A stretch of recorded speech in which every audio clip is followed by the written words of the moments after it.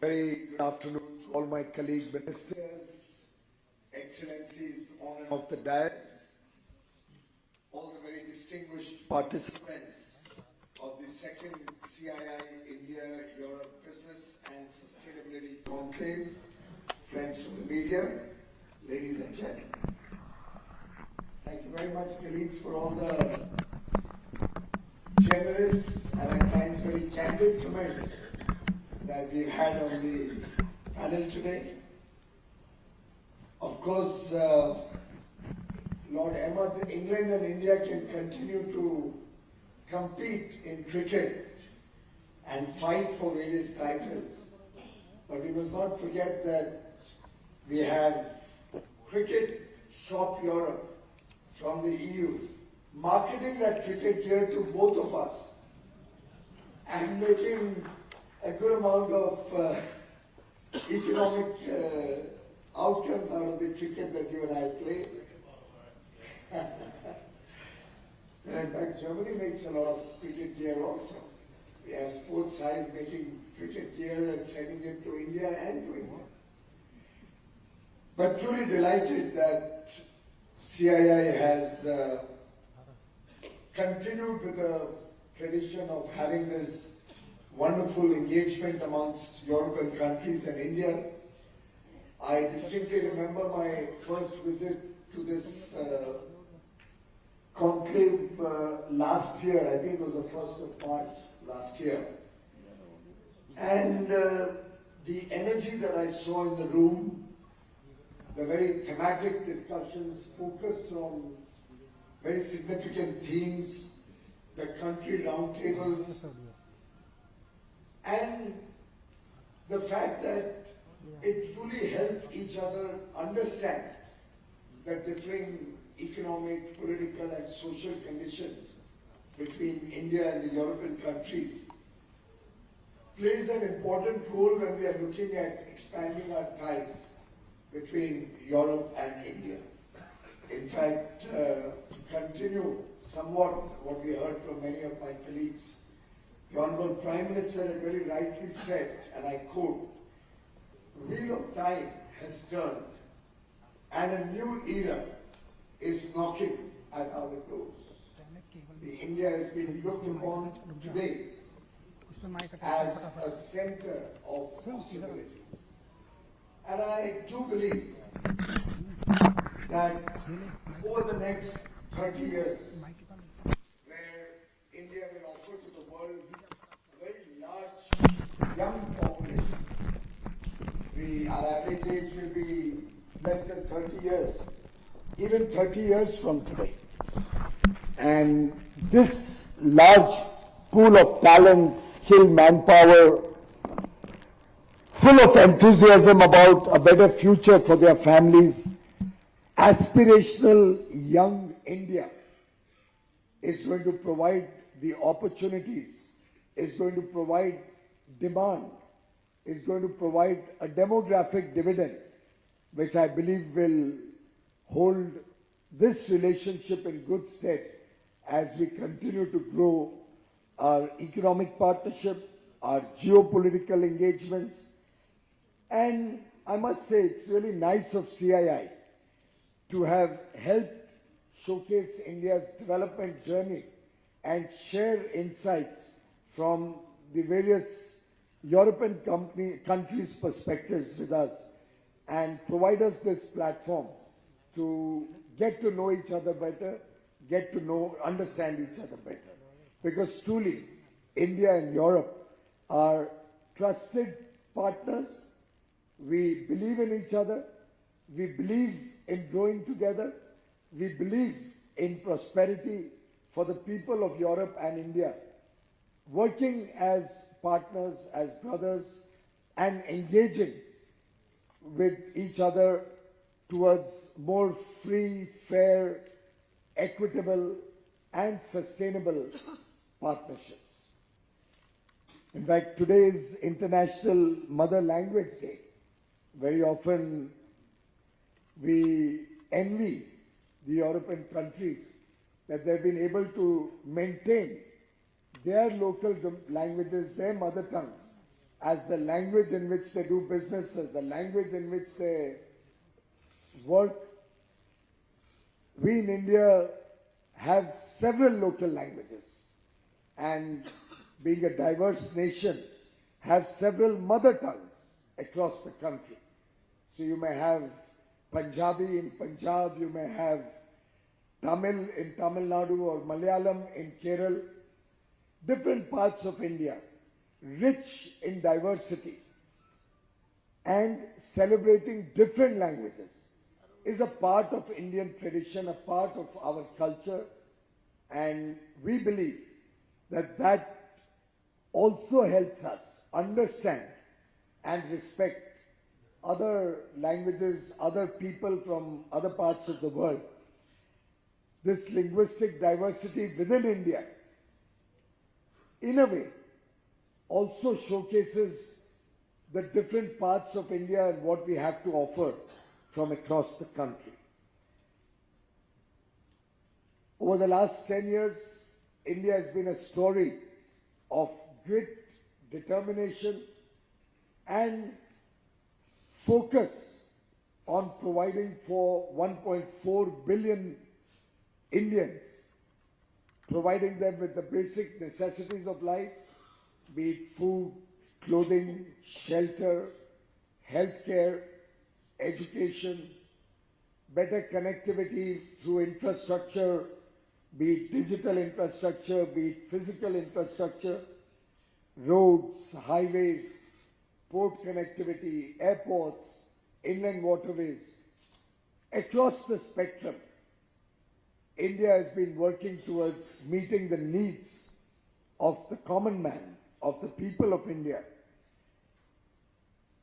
and also simultaneously strengthening our macroeconomic fundamentals, transforming the mindset of the nation, engaging with the rest of the world from a position of strength, from a position of confidence, learning our lessons from the challenges we faced, be it the COVID pandemic, be it the conflicts, whether in Europe or in Israel, and collectively as a nation, 1.4 billion Indians have resolved that by 2047, when we celebrate 100 years of independence, as we work as a team with a sense of duty to progress the nation's prosperity, as we work together to shed the last vestiges of colonial rule that do persist in some parts or in some minds, as we learn from the lessons of history and make the nation more united, more integral as one nation, as we provide more opportunities for our women folk. And for us, it's not only giving them opportunities, it's women-led development that the nation is working towards. As we work collectively to engage with the rest of the world, expand our international relations, we believe that we are preparing the nation with strong macroeconomic fundamentals on the one hand and a large, young, aspirational pool of talent wanting to take this country towards greater levels of prosperity. The next 30 years, a young India with an average age of less than 30 years is going to add by 2047 $30 trillion to our economy, taking us from the 5th largest GDP in the world to the 3rd largest GDP in the next 3 years, and working towards inclusive and sustainable growth. We have today a new sense of enthusiasm to manufacture in India, to design and innovate in India, to become a hub of economic activity for other parts of the world who today do not find large markets in their own countries, who cannot find enough work people in their own countries, who have aging populations, dwindling populations, countries where cost of manufacture is becoming uneconomical. We offer in India a conducive business climate where we focus on ease of doing business, where we focus on reducing compliances, working as partners with businesses across the world, with a very strong and robust regulatory mechanisms in place. In fact, our central banker recently got adjudged the best central banker by a reputed international organization. We have a very strong stock market, possibly the fourth largest in the world today, and vibrant with public offers coming in day in and day out. Growth in the Indian public markets far outpacing the growth in any other market of the world. More and more Indian companies giving very good returns to their stakeholders and shareholders. Today, India is the second largest internet user and the fastest growing e-commerce market, the second largest mobile manufacturer, the second largest two-wheeler manufacturer. We are probably now one of the largest personal protective equipment gear manufacturer. A lesson we learned when we were helplessly stuck, dependent on other countries for PPE kits or for rapid testing kits or for vaccines. And when the rest of the world did not come to the aid of India, India embarked on the path of Atmanirbhar Bharat, a self-reliant India, converting the crisis into an opportunity, challenging the people of India to meet the needs of India.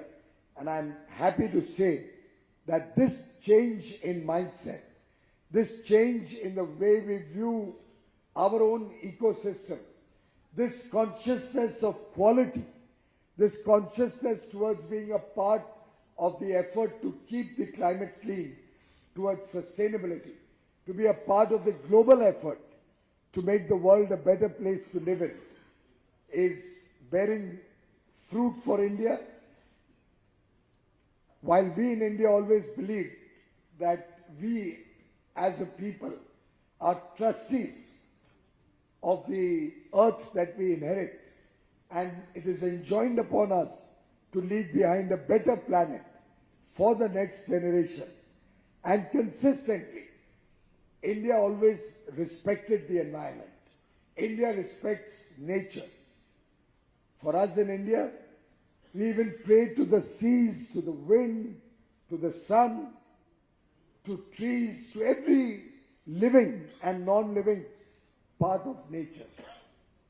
And therefore, India continues to be one of the smallest contributor on a per capita basis to the mess out there. We are not responsible for the mess in the first place at all, and I can assure all the participants, India will continue to be a very responsible nation when it comes to the global effort to make the world a better place to live in. We are confident of the future. We are confident to continue to provide political stability, decisive leadership. We are confident that a nation which has adopted the philosophy of reform, perform and transform, a nation which offers to the world the 3D vision, which is backed by democracy, demography and demand, a nation which is a part of several international engagements, be it on the geopolitical front, be it on the economic front, a nation which will be a gateway to India with unlimited potential. From technology to sustainable development, we offer huge growth frontiers to our partners. Recently, we hosted the G20, one of the most successful G20s with over 100 outcomes, a consensus document finalized on day one. Despite all the global turmoil, everybody coming onto the same page. During that, we also launched the Global Biofuels Alliance. We also launched the India, Middle East, Europe Economic Corridor.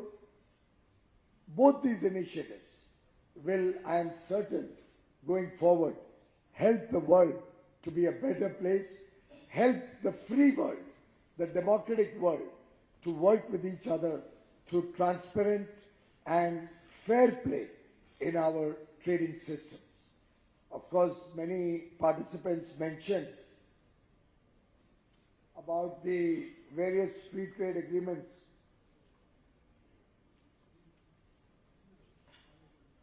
that are currently under negotiations.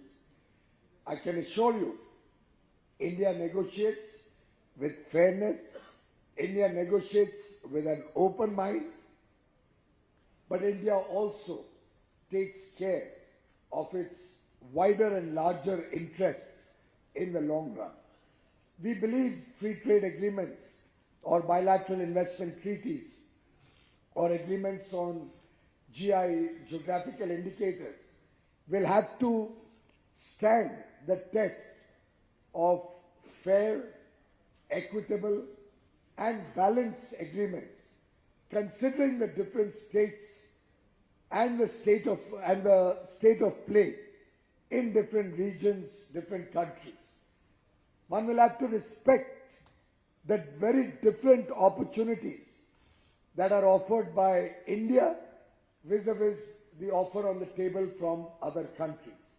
One will have to recognize that being the fastest growing large economy, growing at 7% on a real constant price basis, but nearly 9 to 10% even today on US dollar nominal GDP basis, an economy poised to become a $35 trillion economy by 2047, an economy which has a young population, full of aspiration for the good things of life, demand for goods and services, which will help us reach there, but will also open up a huge set of opportunities for businesses across the world, will have to balance its interests and what opportunities one gets on the other side of the table. One will have to look at the profile of both sets of negotiating teams to ensure that agreements are fair, agreements bring balance to the table, and certainly there can be no better business or economic opportunity than India in the next 3 or 4 decades. We will continue to unlock new growth frontiers, whether it's renewable energy, where we are making rapid strides.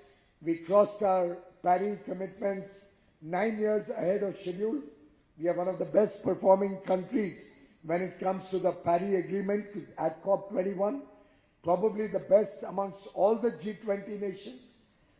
We continue to expand our footprint in renewable energy and also innovate and start manufacturing green hydrogen, not only for India's needs, but for the needs of the rest of the world.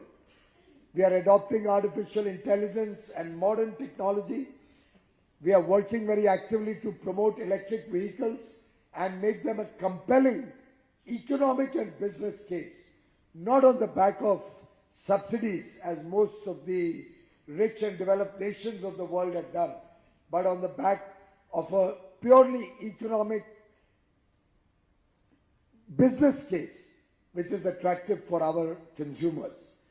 We are focusing on making our healthcare one of the best in the world. We have a huge talent pool of doctors, caregivers and nurses, paramedics and technicians who can not only help serve India's interests, but also help serve the needs of the world, particularly given the age profile that we find in large parts of the developed world. We are developing our automobile sector in a big way with a deep focus on electric vehicles and invite companies from across the world to look at India, the large demand in India the large opportunities and the cost-effective manufacturing that we offer. Our farmer industry makes us proud that we can become the pharmacy of the world in a much bigger way than what we already are, because we can provide medicines at prices which will be affordable for the rest of the world, may not be possibly easy to digest for the large pharma-driven economies who are selling maybe COVID vaccines at initially $30 a vaccine, and even in the worst case going down to $18 a vaccine, to accept an Indian vaccine at $1 a piece. But that's the reality of tomorrow. The world is looking for competitive quality products, and that's what India can offer. And I do hope going forward we'll be able to help your pharma companies also produce in a competitive and affordable manner to serve the needs of 7 billion people around the world. We are actively engaged in various initiatives to promote waste to wealth for a sustainable future. We are very, very much focused on developing circular economy and smart cities in India. Friends, let's build tomorrow together. Let's build upon our synergies, be it in technology, sustainability, education, and so many other areas where we can work together, we can work as partners, we can work as friends. I am confident our enduring partnerships will ensure the shared prosperity and a bright future for all the European countries and India, for the people of Europe and the people of India, and together we will recraft the future of mankind. Thank you.